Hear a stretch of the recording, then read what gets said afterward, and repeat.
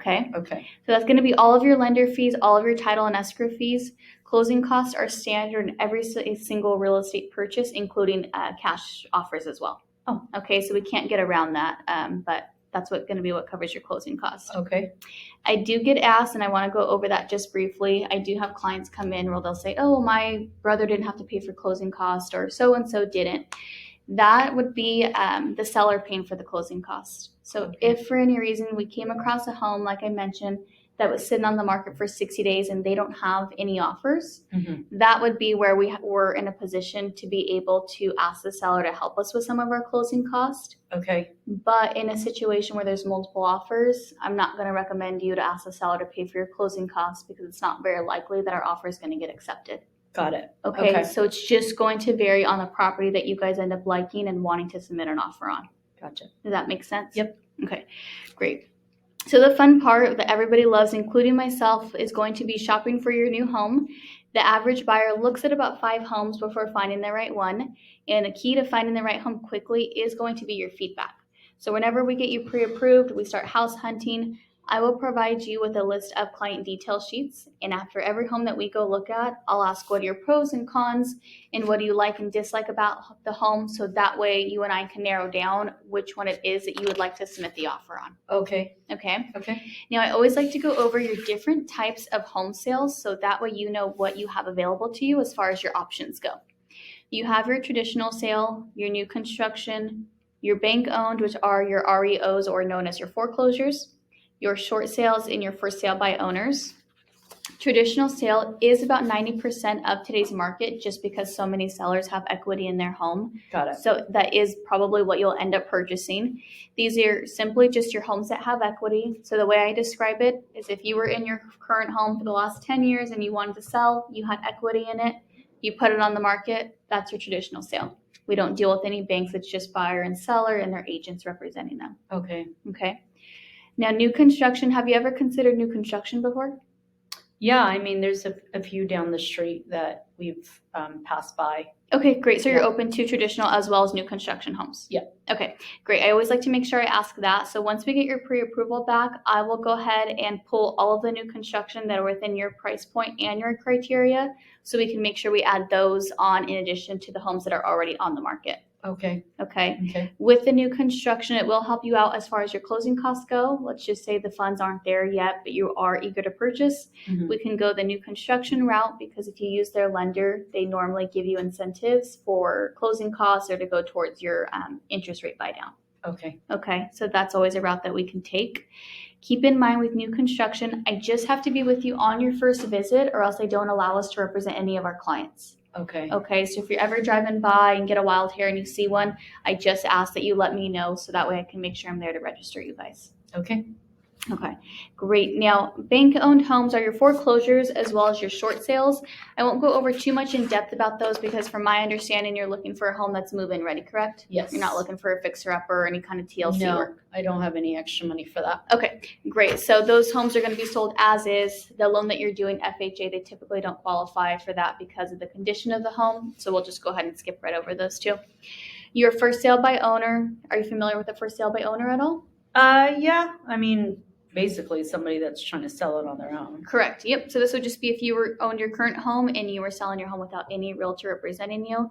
I want you to know that if you happen to come across this driving by a neighborhood, online, I am able to represent you on the buying side as well to make sure that you're legally and properly represented. Okay.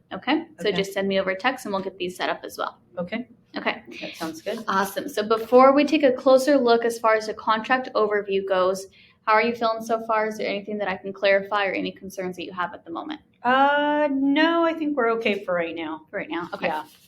Great. So what I like to do is go over the contract overview beforehand. I don't expect you to remember all of this because it is quite a bit. However, I like to prep you for what happens once your offer gets accepted, so that way you're not completely clueless once we get to that. So feel free to let me know if you have any questions along the way. But once our offer gets accepted, we enter a 30-day escrow period. It's usually a 30 or 45 days, but for the most part, 30 days. At the end of those 30 days, you will get the keys to your new home, so it does go fairly quickly. Our first step as the buyers is going to be turning in your earnest money deposit, or also known as your EMD. of either $1,000 or 1% of the purchase price. This is either a personal check or a cashier's check. It cannot be cash. Okay. Okay. When would I need that money by? So this would be within the first 3 days. So Oh. what I want you to keep in mind is that once we enter escrow, we do have a timeline that we have to meet as far as the buyer side goes. Okay. So within 3 days, we want to make sure that those funds are taken into the escrow company.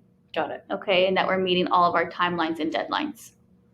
As far as $1,000 or 1%, if we're trying to make our offer look stronger, I always say to do 1% of the purchase price to help you get your offer accepted. And then also, I do get asked, well, what happens if, do I get that deposit back? If within 17 days you decide for any reason something comes up and you don't want to purchase the home, you are protected in the contract as the buyer to back out with your earnest money deposit. Okay. Anything after those 17 days, if you were to back out for any reason, it is going to be a little bit more tricky to try and fight for your deposit.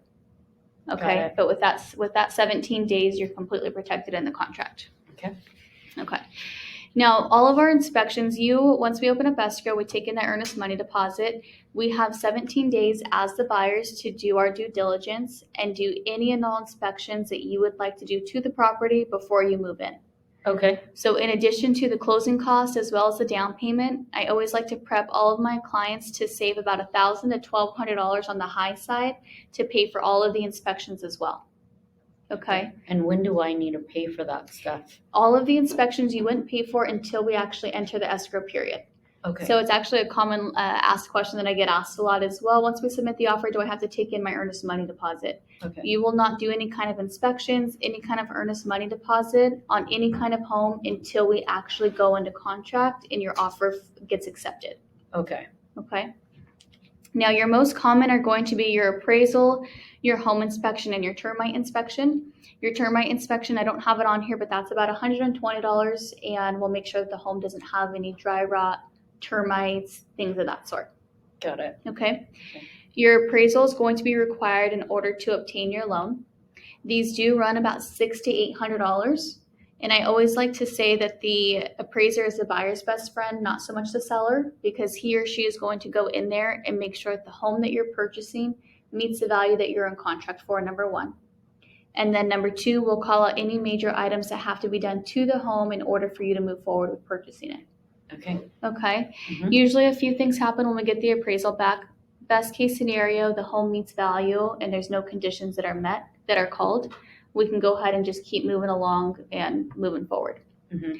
Number two could be if the appraisal comes in for anything less that we're in contract for, we would go back to that renegotiation stage with the seller to make sure that the seller is still on board with selling their home to us for a less price or negotiate closing costs and certain things like that. Okay. Okay. Okay. So best case scenario, meets conditions, meets value, we're good to go. If it comes in for anything less, we would have to renegotiate with the seller and, agree on the new terms. Okay. Okay. And then your home inspection, this is highly recommended. It's about $350 to $500. It could be $550 if you add a pool in there. But this is about a 2-hour long inspection, and it's every little nook and cranny detail that you could possibly think about in regards to the home, such as your outlets, your stove, your AC unit, your roof, how old the water heater is. So it is very thorough, and I always plan in advance. It's a little bit overwhelming, especially when you don't look at them every single day. So I just recommend that it is going to be 50 pages on average, but that is completely.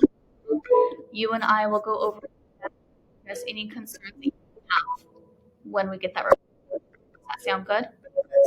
Yes. Okay, perfect. And then in addition to the home inspection, the great thing about it is that if you do have any concerns, I always tell my clients to write up a small list of requests for repair of about 3 to 5 items and send that off to the seller to see if they're willing to work with us on getting some of those items fixed. Okay. Okay. Mm-hmm. Please keep in mind, though, if we write up that request for repair, the seller is in the position to not do any kind of request for repair unless it's stated by the appraiser. Got it. Okay, that would just be up to you guys as to whether or not you still wanted to move forward with purchasing the home if the seller didn't take care of any of those items. Okay. Okay. Home warranty, this is not required, just highly recommended, especially that first year of living in the home, just to kind of pay attention to what things are going out or what's giving you some trouble. If you want home warranty, I can have the sales rep reach out to you and go over the different packages and what all that covers. Okay. Okay. Mhm. And then escrow and title, this is just simply the third neutral party that deals with both the buyer and the seller to make sure that title is legally transferred over to you. Got it. Okay. And then here we have some client testimonials. If you'd like to look at that at your spare time, please feel free to do so. But last but not least, I am here to assist you, and let's get you and the family to be able to say home sweet home. Okay. How does that Awesome. sound? Yeah, that's a lot of information for sure. It definitely is, but Yeah. good thing it's Yeah. not for you to worry about. It's for me to worry about. Okay. So I'm here just to guide you guys through the entire process and make it as easy and seamless as possible for you. We do know that, of course, we'd love a perfect world, but sometimes, little hiccups happen along the way. But that's for me to take care of and just guide you guys and make sure that I properly represent you and take care of you. Okay. So the only thing I ask is that you allow me to exclusively work for the two of you and sign my buyer's agreement. Do you guys feel comfortable and confident that I could help you out? Yeah, I think so. Okay, perfect. So let's go ahead Sounds like you know what you're doing. Okay, I'd hope so. I've been in it for a few years, so I'd hope I know a little bit. Let's go ahead and get that signed. Blah, blah, blah. Okay. Awesome. Perfect.